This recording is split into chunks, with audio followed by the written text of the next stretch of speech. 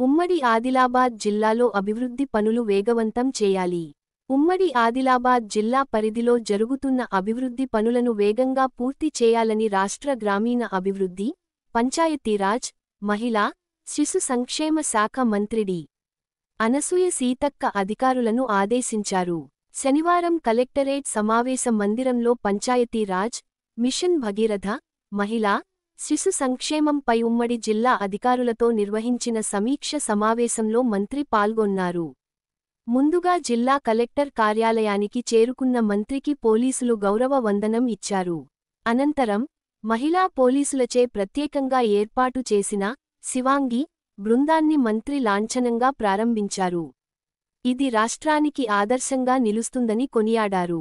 జిల్లాలోని సమాఖ్య సంఘాలకు, మెప్మాలకు మంజూరైన చెక్కులను మంత్రి, కలెక్టర్ అభిలాష అభినవ్, ప్రజాప్రతినిధుల సమక్షంలో పంపిణీ చేశారు.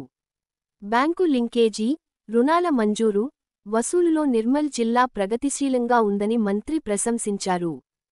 అందరికంటే ముందు మీకే పడేటప్పుడు ఇవ్వడం జరుగుతుంది. 22 కోట్లు కూడా వచ్చినాయి కాబట్టి జాగ్రత్తగా మంచిగా వాడుకొని ఇంకా ఎదగాలి. మీరు వ్యాపారవేత్తలు ఎదగాలని కోరుకుంటా ఉన్నాం. తొందరలోనే మహిళలందరితోటి ఒక 1000-1500 మంది మహిళలతో ఇంట్రాక్షన్ లో పెట్టి ఇంకా మీకు ఏం కావాలన్నది కూడా డిస్కస్ చేస్తున్నాం.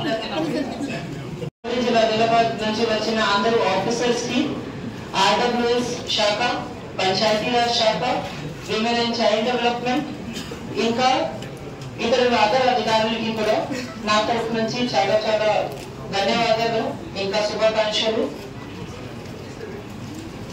మేడం, ఈ సమావేశంది ఫార్మాట్ ఒకసారి మీ పర్మిషన్ తీసుకొని చెప్తున్నాను. ఫస్ట్ మన